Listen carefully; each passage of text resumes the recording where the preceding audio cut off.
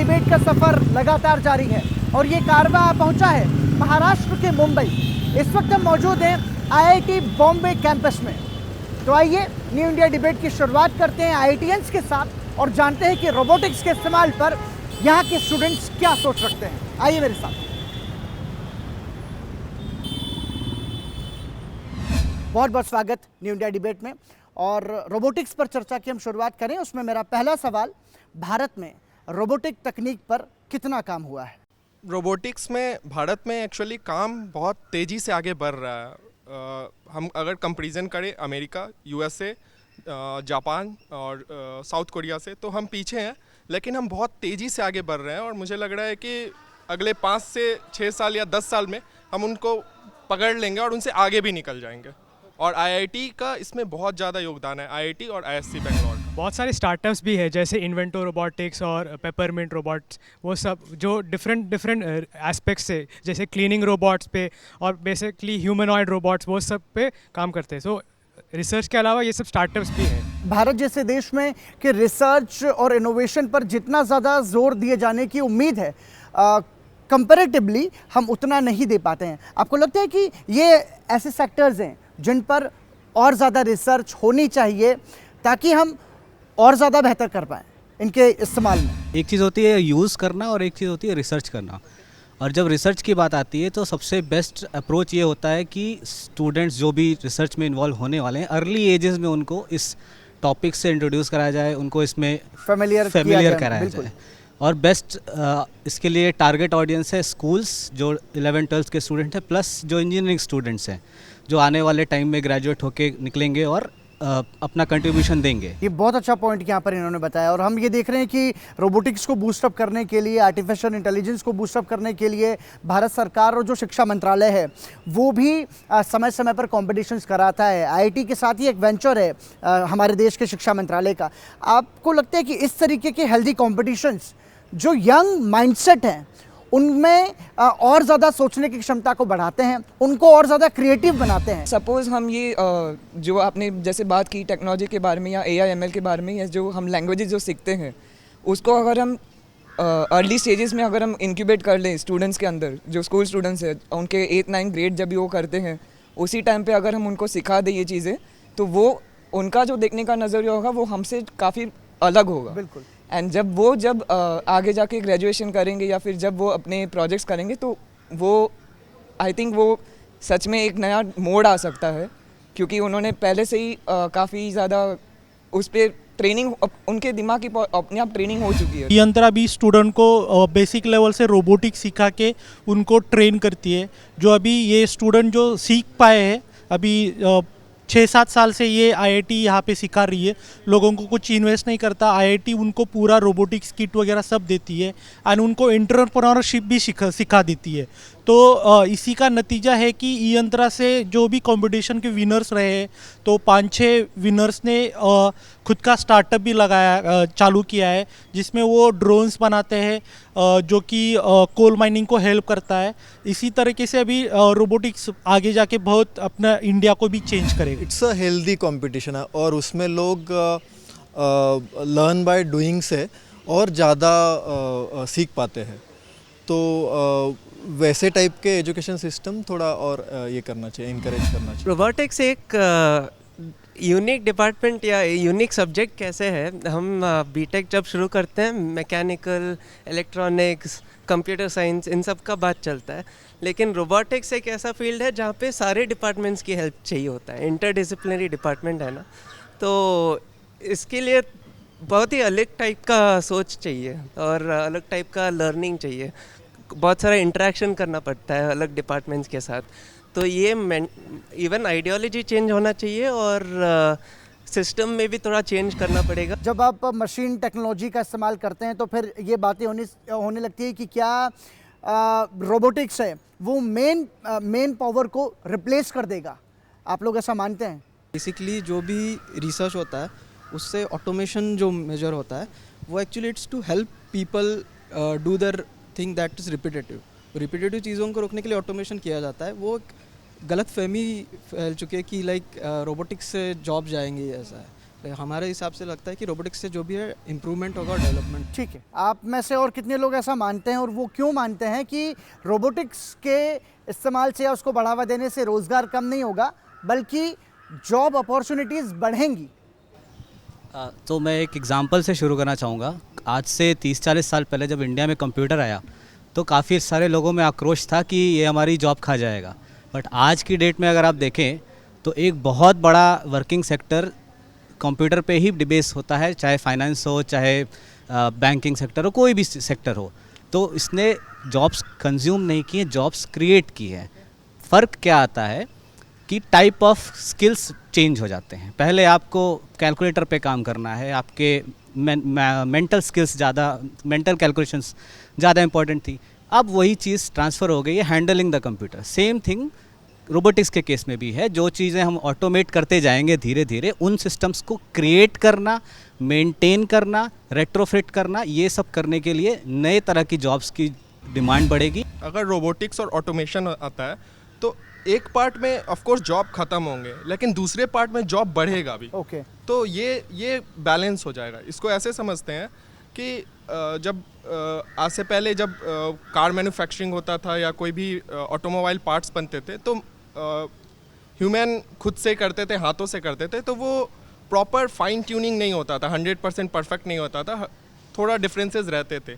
तो हमने वहाँ पे अब रोबोट्स लगा दिए हैं। तो अब हमको लगता है कि हमारे स्किल मतलब मैन पावर ख़त्म हो गया, जो लेबर है वो कहाँ जाएंगे। लेकिन वो रोबोट्स को जब ऑपरेट करना है, उसके बाद भी रोबोट्स को ऑपरेट करने के लिए भी हमको मैन पावर की ज़रूरत है। तो वहाँ पे हमने जॉब्स बढ़ा दिए।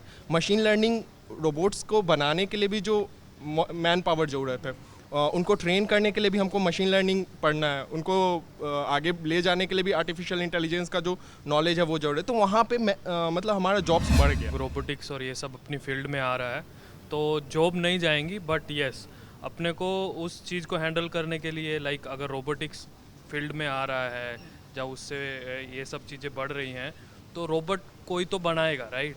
ऐसा नहीं है कि वो खुद से बन जाएगा, इतना अभी ऑटोमेट हुआ नहीं है, तो उसको बनाने के लिए भी लोग चाहिए।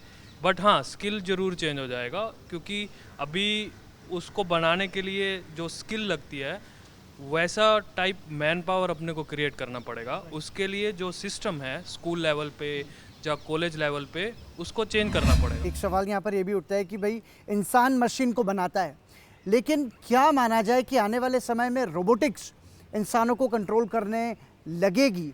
ऐसी आशंकाएं भी हैं क्या? आप मतलब आपका कभी ऐसा सोचने में आता है कि ऐसा कुछ हो सकता है? क्या है कि ऑटोमेटेड टेक्नोलॉजीज़ हमको शुरू में असिस्ट करेंगी, एक्सेसिव यूज़ पे हम उन पे डिपेंडेंट हो गए तो उस केस में नेगेटिव इफ़ेक्ट होने लगेंगे। हमें अपने एक्सेसिव यूज़ को कंट्रोल में रखना होगा। तो it's like a gift, but अगर वो उस चीज़ को ज़्यादा कंज्यूम करेंगे, ज़्यादा शक्कर खाएंगे तो शुगर हो जाएगी, वही बात हो जाएगी। तो कंट्रोल में अगर हम प्रोग्रेस करेंगे, डिपेंडेंसीज एक्सेसिवली नहीं बढ़ाएंगे तो डेफिनेटली हमारे लिए फ़ायदेमंद ही रहेगा। कुछ चीज़ों में शायद अगर रोबोट्स कंट्रोल करें तो अच्छी चीज़ें हैं, जैसे कि आजकल एजुकेशनल टेक्नोलॉजी में भी रोबोट्स का काफ़ी यूज़ है। एज इन रोबोट्स को यूज़ करके ही स्टूडेंट्स को अलग अलग तरीके अलग अलग टेक्नोलॉजी सिखाई जा रही है। जैसे कि अगर स्टूडेंट को आप कहोगे कि ये प्रोग्रामिंग सीखो तो शायद वो नहीं सीखना चाहते हैं, पर अगर आप उनको कह दो कि इस रोबोट को सिर्फ चला लो, तो जस्ट बिकॉज अगर वो 10th स्टैंडर्ड का स्टूडेंट है या कॉलेज स्टूडेंट है, अंडर ग्रेड स्टूडेंट है, जब वो चीज़ें चलती हुई दिखती हैं तो उनको अलग सेटिस्फेक्शन होता है। एंड दैट वे हम अलग एक स्किल भी क्रिएट कर रहे हैं। सो इन अ वे इस तरीके से अगर रोबोट्स हमें कंट्रोल कर रहे हैं तो आई थिंक वो अच्छी बात है। एक लिमिट तक अगर हम लोग कंट्रोल कर रहे हैं, रोबोट अगर ह्यूमन को कंट्रोल कर रहे हैं तो इट्स गुड, क्योंकि अगर मेडिकल सेक्टर में हम लोग देखें तो वहाँ पे हम लोग ये रोबोटिक्स को यूज़ कर सकते हैं, पैरालाइज जो लोग हैं उनको हेल्प करने के लिए। एक सवाल यहाँ पर ये भी है कि हम बात करते हैं रोबोटिक्स में रिसर्च की, इनोवेशन की, लेकिन आपको लगता है कि हमारे देश में जिस तरीके का इंफ्रास्ट्रक्चर है या फिर जिस तरीके का एजुकेशन सिस्टम है वो एक सही डायरेक्शन में है, और इसको यदि हम और ज़्यादा बढ़ाएं, जैसे गवर्नमेंट के इनिशिएटिव्स हो गए, आप में से कुछ ने एग्जांपल दिया कि स्कूल लेवल पर शुरुआत करें तो ज़्यादा फैमिलियर हो पाएगा, या फिर आपको लगता है कि वर्ल्ड क्लास अच्छे प्रोफेसर टीचर्स हमारे पास होने चाहिए जो कि हमको आने वाले समय में इसकी और अच्छाइयों के बारे में बताएं ताकि हम और अच्छा कर पाएं। यहाँ पे जब बात आ रही है कि हम कहाँ लैक कर रहे हैं basically, so I will suggest कि मैं IIT से बिलोंग करता हूँ, तो प्रोफेसर्स की तो कमी नहीं है at least, but the major factor comes in development. Robotic platform जब हम डेवलप कर रहे हैं उसमें जो मेजर चीज़ हर्डल आती है personally for me is logistics. अगर मैं कुछ खरीदना चाहता हूँ, it's not available in the country, I have to go outside, मुझे बाहर से मंगाना पड़ता है। That increases the development time, research का टाइम बढ़ता है। सो हो क्या रहा है, for example 2 countries same technology पे एक ही साथ काम कर रही है, but due to logistical issues मुझे ज़्यादा टाइम लगता है कंपेयर टू देम, बिकॉज वो अगर कुछ मंगा रहे हैं उन्हें 5 डेज़ में मिल रहा है, जस्ट एन एग्जाम्पल, और मुझे वो महीनों लग रहे हैं मिलने के लिए। So they are basically head of us just due to logistics. So that is one major point. Technology के क्षेत्र में हम देखें तो भारत के जो लोग हैं वो विदेशों में जाकर के कमाल कर रहे हैं। क्या कारण है कि हम हमारे देश में टेक्नोलॉजी के इस्तेमाल में इतने ज़्यादा पीछे हैं? जब हमारे ही लोग दुनिया में बेहतर कर रहे हैं तो भारत में उस लेवल की जो कमी है उसके पीछे की वजह क्या है? मुझे लगता है कि एक माइंडसेट चेंज की ज़रूरत है। अगर जैसे हम कहते हैं कि हमारे देश में अपॉर्चुनिटीज़ नहीं है, तो we should be creating opportunities rather than thinking कि हाँ यहाँ पे चीज़ें नहीं है तो चलो विदेश जाके वहाँ पे अपना सब देख लें, और सेल्फ मोटिव लाइक खुद का ही अपना देखना चाहे तो फिर देश का भला कभी नहीं होगा। सो मेरा मतलब बस ऐसा है कि ऐसा हम सबको एक साथ आके ऐसा सोचना चाहिए कि यहाँ पे जो कमियाँ हैं उसको हम कैसे भरें, उस पर अगर हम अपना ध्यान दें, उस पर अगर हम अपनी ताकत लगाएं तो हम किसी भी देश से पीछे नहीं रह सकते। हम बात करें रोबोटिक्स के प्रोज एंड कॉन्स की, तो जैसा कि हर सिक्के के 2 पहलू होते हैं, फ़ायदे और नुकसान दोनों ही होते हैं। यदि मैं जिक्र करूं फ़ायदों का, तो हमारे ईज़ ऑफ लिविंग को बेहतर बनाने में, और बड़ी बड़ी जो फैक्ट्रीज़ होती हैं वहाँ पर जो जहरीला धुआं निकलता है, या फिर ट्रैफिक सिग्नल पे जो हमारे ट्रैफिक पुलिस वहाँ पर जो खड़े होते हैं, या फिर मैं बात करूँ सीवेज जो गैस चैम्बर्स होते हैं उनकी क्लीनिंग की, तो आपको लगता है कि ऐसे कामों के लिए जहाँ पर इंसानों की जानों को खतरा हो सकता है वहाँ पर हमको रोबोटिक टेक्नोलॉजी, मशीन टेक्नोलॉजी का सही इस्तेमाल करना चाहिए? आपको लगता है कि ऐसी तकनीक का इस्तेमाल करके हम आसान बना सकते हैं चीज़ों को? करना चाहिए। हमारे एक सर ने जैसे कहा कि ई यंत्रा में जैसे हम एंटरप्रेन्योरशिप भी क्रिएट कर रहे हैं, तो एक और कंपटीशन है which is not just related to robotics but it is related to creating startups. So ऐसे एक साल में ऐसे प्रोजेक्ट्स भी हुए थे जो सीवेज क्लीनिंग रोबोट्स थे। सो बेसिकली वो मैन होल के अंदर जाके वैसे रोबोट्स उन्होंने बनाए थे जिसके थ्रू इंसान को वहाँ पे जाना ना पड़े ताकि उस पर्टिकुलर पाइप को क्लीन करे, बट रोबोट्स खुद जाके उस चीज़ को क्लीन कर सके। कैसे हम ईज़ ऑफ लिविंग को बेहतर बना सकते हैं with the help of robotics and machine? Ease of living के साथ साथ स्टैंडर्ड ऑफ लिविंग भी हमको इम्प्रूव करना पड़ेगा। Right. और एक बहुत स्ट्रॉन्ग पॉइंट जो हम लोग लैक करते हैं, जो लोग रिसर्च में इन्वॉल्व हैं, जो लोग इन टेक्नोलॉजीज़ में फ्लुएंट हैं, अक्सर वो एक्चुअल प्रॉब्लम स्टेटमेंट जो सोसाइटी में लोग फेस कर रहे हैं उनसे फेमिलियर ही नहीं है। एक स्टूडेंट जिसने नर्सरी से 12th तक कॉन्वेंट में पढ़ा है और फिर बीटेक कहीं पे किया, कहीं एमटेक किया, उसे नहीं अंदाज़ा है कि एक गटर को क्लीन करने वाले इंसान को क्या प्रॉब्लम फेस करनी पड़ती है, या किसी फैक्ट्री में काम करने वाले को क्या क्या हैज़ार्ड्स हैं। तो ये जो प्रॉब्लम स्टेटमेंट्स हैं इनको रिसर्चर्स तक एक फ्लॉलेस तरीके से कन्वे करना पड़ेगा, तभी इन टाइप की प्रॉब्लम स्टेटमेंट्स को हम सॉल्व कर पाएंगे। रोबोटिक्स के क्या कुछ फ़ायदे हैं, क्या सोचती हैं आप? काफ़ी लोगों ने बोला है कि जॉब्स क्रिएट होते हैं, बट मैं एक्चुअली पिछले सवाल का आंसर देना चाहती हूँ। जो आपने बोला कि प्रोज एंड कॉन्स है, राइट, तो मैं यहाँ पे रोबोटिक्स या ऑटोमेशन का कौन बताना चाहती हूँ। तो कुछ लोगों ने बोला कि हम जॉब्स क्रिएट कर देंगे, राइट, बट अगर किसी मशीन को चलाना है तो हम किसी स्मार्ट पर्सन को ही चूज़ करेंगे, राइट। तो मैं एक सिनेरियो लेती हूँ, सपोज एग्रीकल्चर का सिनेरियो लेते हैं, जो खेती बाड़ी का काम करते हैं, जो दिन में 200, 300 या 500 कमाते हैं, राइट, वो मैं ऐसा नहीं बोलूँगी कि वो स्मार्ट नहीं है, बट वो इतनी इंटेलिजेंट शायद नहीं है कि वो कोई बड़ा मशीन चला पाए, राइट। तो अगर हमने कोई मशीन डेवलप की एग्रीकल्चर सेक्टर में, तो जहाँ पे 10, 20 या 25 लोग काम करें, वहाँ पे 1 या 2 बंदे या कोई काम करेगा, राइट। तो व्हाट अबाउट दोज 20 या 22 पीपल जिनको हम रिप्लेस कर रहे हैं, तो ये क्वेश्चन एक्चुअली सबके लिए है कि जॉब्स क्रिएट हो रहे राइट, बट ये लोगों की जॉब भी जा रही है। जो रोबोटिक्स अगर हम लोग ऐसा यूज़ कर रहे हैं तो जॉब्स कम हो जाएगा। मैंने पहले भी बोला कि अपने को ये सब चीज़ को ठीक करने के लिए सिस्टम को भी चेंज करना पड़ेगा। वो जो स्किल है वो स्कूल लेवल से थोड़ा ऊपर करनी पड़ेंगी अपने को, क्योंकि अगर हम लोग रोबोटिक्स की फील्ड में ऐसा जा रहे हैं तो अपने को उसी हिसाब की ट्रेनिंग और जो अपना एजुकेशन जिस चीज़ के ऊपर हो रहा है वो चीज़ अपने को वैसा चेंज करना पड़ेगा, ताकि जो पर्सन है वो एटलीस्ट इतना ट्रेन है कि वो मशीन्स को कैसे यूज़ करना है और तभी वो उसको यूज़ कर पाएगा। अगर हम लोग यही सेम सिस्टम अभी हम लोग रख रहे हैं, लाइक उन बंदों को नॉलेज नहीं है, सपोज़ 10th पास हैं जहाँ 12th पास हैं, उनको नहीं पता रहेगा कि मशीन्स को कैसे यूज़ करना है। इसके लिए मैं बोल रहा हूँ कि नीचे से सिस्टम को भी चेंज करना पड़ेगा अगर हम लोग ऊपर से रोबोटिक्स ऐसा लेके आ रहे हैं। ठीक है, हमारे यहाँ पर लेकिन एक चीज़ और है, हम भारत जैसे देश में टेक्नोलॉजी के इस्तेमाल की जब हम बात करते हैं तो वो आम आदमी के लिए इतना ज़्यादा आसान क्यों नहीं होता? क्यों कुछ % लोग या फिर एजुकेटेड लोग ही उसको इस्तेमाल करते हैं, बहुत सारे लोगों को तो पता भी नहीं होता। तो आपको लगता है कि कुछ ऐसा टेक्नोलॉजी बनाना चाहिए जो कि वेरी इजी टू अंडरस्टैंड बन सके, ज़्यादा से ज़्यादा लोग, एक जो सामान्य से जो लोग हैं वो भी उसको इस्तेमाल कर सकें? आपको लगता है इस तरीके भी कोई इस तरीके से सोचने की ज़रूरत है? आप मानते हैं ऐसा कुछ? प्लीज़।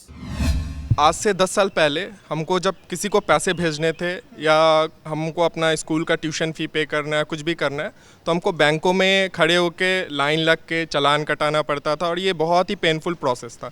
लेकिन ऑटोमेशन से, बैंकिंग में जो ऑटोमेशन हुआ है या जो हमने कंप्यूटर साइंस या आर्टिफिशियल इंटेलिजेंस और मशीन लर्निंग लगाया उससे, और जो हमने UPI डेवलप किया है इंडिया में, तो आज आप देखिए जो व्यक्ति इतना पढ़ा लिखा भी नहीं है, उसको बस बेसिक नॉलेज है कि हाँ मोबाइल कैसे ऑपरेट करते हैं, इसमें नंबर कैसे डालते हैं, वो भी आज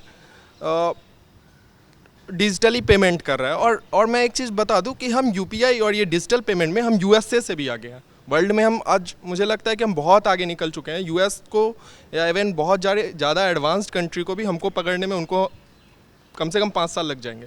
हम UPI और इस चीज़ में हम इतने आगे निकल गए हैं कि आज हम देख रहे हैं यूक्रेन रसिया युद्ध में जब रसिया को बैन कर दिया गया स्विफ्ट में, तो ऐसा बोला जा रहा है कि इंडिया को UPI देना चाहिए रशिया को, और इससे हमको पता चलता है कि हम कितना आगे निकल चुके हैं इस चीज़ में। तो हाँ, बेसिकली मैं यही बोलूँगा कि ऑटोमेशन, रोबोटिक्स जो जनरल कॉमन लाइफ है, कॉमन पीपल है, उनको बिल्कुल आगे लेके जा रहा है। ठीक है, हमारे देश में जो हेल्थ सेक्टर है वो बहुत चैलेंजिंग है। मतलब एक अनार और 100 बीमारों की बात होती है, डॉक्टर्स की कमी एक बड़ा इशू है। आपको लगता है कि हेल्थ सेक्टर में रोबोटिक्स का इफ़ेक्टिव यूज़ हमारे जो स्वास्थ्य तंत्र है हमारे देश का, उसको आसान, बेहतर और लोगों के लिए और सर्वसुलभ बना सकता है? मैंने कोविड के समय ही देखा कि डॉक्टर की काफ़ी ज़्यादा कमी थी हमारे पास।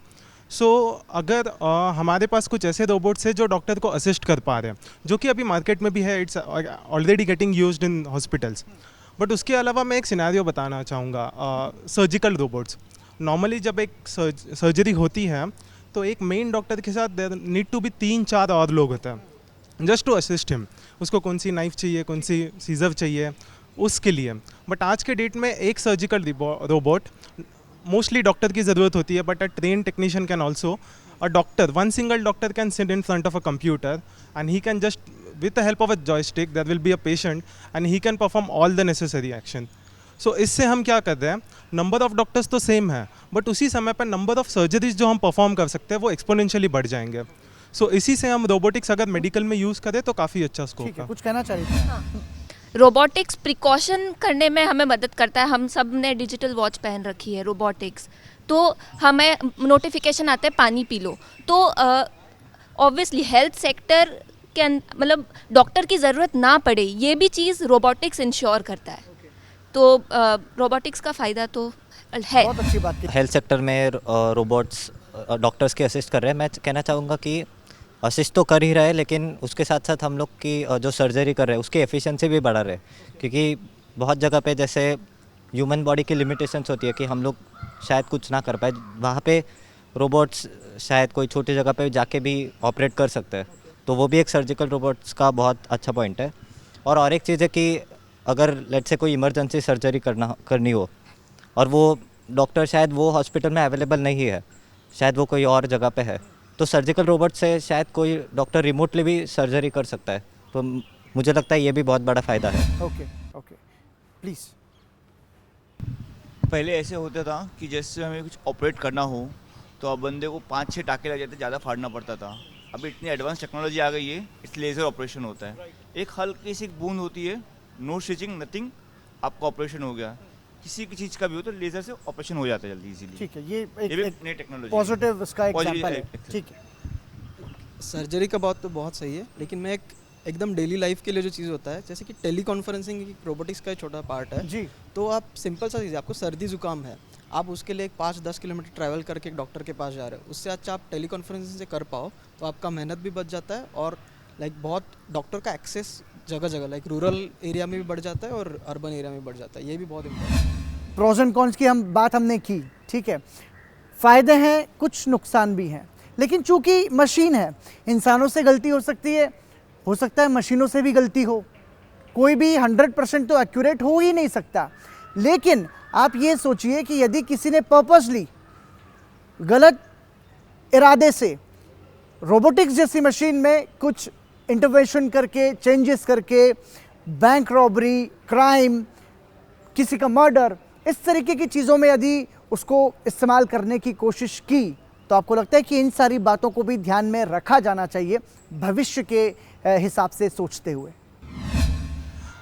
First of all engineers take care करते हैं कि उनके सिस्टम्स हैक प्रूफ हो। दे मेक श्योर कि काफ़ी आइटरेशन के बाद ही वो जाते हैं मार्केट में। बट मुझे ये कहना है कि हम अगर रोबोटिक्स के टॉपिक पे बात कर रहे हैं एंड देन वी से कि कोई उसका गलत इस्तेमाल करेगा, तो ये रोबोटिक डोमेन का इशू नहीं है, ये ह्यूमैनिटी का इशू है। कि वहाँ पे वो आदमी गलत सोच रहा है। So that is one thing that we should incorporate, हमें खुद में वो चीज़ें डालनी बहुत चाहिए। अच्छा पॉइंट है। ठीक है, इस पर कोई और अपनी बात रखना चाहे? मॉरल ऑब्लिगेशन क्या होता है अगले यूज़र का? तो एक तो पर्सन हो गया जो डेवलप कर रहा है, वो अपने क्षमता के हिसाब से जितना ज़्यादा से ज़्यादा फुल प्रूफ बनाने की कोशिश कर सकता है, वो तो उसकी एक अटेम्प्ट हो सकते हैं। उसके बाद जिस यूज़र को यूज़ करना है उसका मॉरल ऑब्लिगेशन यहाँ पे बहुत बड़ा रोल प्ले करेगा। और साथ में यहाँ पे ये भी हमें ध्यान रखना होगा, आने वाले समय में जब रोबोटिक्स और ऑटोमेशन का यूज़ बढ़ेगा, मतलब नंबर ऑफ़ यूज़र्स बढ़ेंगे, ठीक है, तो ज़्यादा लोग बढ़ेंगे यूज़ करने वाले, तो ज़्यादा नज़रिए बढ़ेंगे और गलत डायरेक्शन में जाने की भी संभावनाएं उतनी ही बढ़ती जाएंगी। तो यहाँ पे पूरी तरह संभावना है कि गलत यूज़ हो सकते हैं, बट जैसे भाई ने कहा हमारे कि डेवलपमेंट टाइम पे ही हम उसको मैक्सिमम फुल प्रूफ बनाने की कोशिश कर सकते हैं। बाकी टाइम टू टाइम मॉनिटरिंग भी चीज़ें हैं, बहुत सारे इस तरह के एस्पेक्ट हम देख सकते हैं रिसर्च। ठीक है, कुछ जी प्लीज़ बोलिए। मैं इस पे एक चीज़ और ऐड करना चाहूँगा कि ऑफ कोर्स इसमें एक प्रॉब्लम आ सकता है कि कोई इसको हैक करेगा और इसका गलत यूज कर सकता है, लेकिन जब रोबोटिक्स और ऑटोमेशन का बात आता है तो इसमें हमारा नॉलेज भी आता है मशीन लर्निंग और आर्टिफिशियल इंटेलिजेंस का। और ये ऐसे चीज़ है जो डेवलप होते हैं, जो एल्गोरिदम हम डेवलप करते हैं वो ट्रेनिंग पे डेवलपमेंट होते हैं। तो जैसे जैसे यूजर्स बढ़ेंगे, जैसे जैसे अगर कोई उसको हैक करने का भी कोशिश करेगा तो हमारे पास डेटा सेट्स ज़्यादा बढ़ते जाएंगे। उससे हमारा जो सिस्टम होगा, रोबोटिक्स होगा, हम उसको और ज़्यादा फुल प्रूफ करते जाएंगे। ऐसा टाइम आएगा कि हम उसको 99.9%, उसका 99.999% वो भी बढ़ता जाएगा टाइम के साथ। तो ऑफ कोर्स अभी तो है, इसमें समस्या है, हैक हो सकता है, लेकिन ये आगे समय के साथ और कठिन हो जाएगा हैक करना। ऐसे सिस्टम हैक हो सकती है और उन्होंने जो बात करी वो सच में सही है, क्योंकि अभी आप अगर देखें तो अलग अलग सॉफ्टवेयर्स वगैरह होते हैं, वहाँ पे भी हैकिंग्स वगैरह होती है। तो उसके अलग अलग, जैसे कि हम एक बात अगर आपने देखी होगी, जो इथिकल हैकिंग नाम की भी एक चीज़ होती है, तो उससे हमें तरीके मिलेंगे कि किस तरह से अलग अलग प्रकार के हैकिंग हो सकते हैं, तो उससे हम हमारी सिस्टम और भी रोबस्ट कर सकते हैं। ये जो इन्होंने हैकिंग की बात की, उसी के लिए अभी एक नया पैतरा आया है बेसिकली रोबोटिक्स में, वो है ब्लॉकचेन टेक्नोलॉजी। तो ब्लॉकचेन टेक्नोलॉजी के चलते जो भी होता है वो ओपन हो जाता है, जो भी ट्रांजैक्शन है वैसा होता है। अब बिटकॉइन तो बहुत लोग ने सुना ही होगा, तो उसके चलते सब ओपन हो जाता है, तो बहुत ही प्रोबेबिलिटी कम हो जाता है ऐसा हैकिंग और इसका, तो वो भी एडवांसमेंट हो रहा है। और उसी के चलते लाइक खुद IIT में भी हमारे यहाँ पे ब्लॉकचेन के रिलेटेड बहुत रिसर्च भी हो रहा है। जैसे कि यंत्रम हमारा जो एक IIT बॉम्बे का एक प्रोडक्ट है, लाइक ये है, उसमें भी ब्लॉकचेन के रिलेटेड बहुत सारा डेवलपमेंट और ऐसा हो रहा है, ताकि फ्यूचर में जो स्टूडेंट्स हैं उनको ये नए टेक्नोलॉजी के बारे में बहुत इन्फॉर्मेशन मिले। और वो ठीक है, कुछ कहना चाह रहे हैं? इम्यून सिस्टम उतना ही तगड़ा होगा जितना हमारे पर अटैक होगा। तो जैसे जैसे हम सीखते जाएंगे वैसे हम और स्ट्रांग बनते जाएंगे। तो रोबोटिक्स जैसे विषय पर हमने यहाँ पर स्टूडेंट्स की क्या सोच है वो जानने की कोशिश की।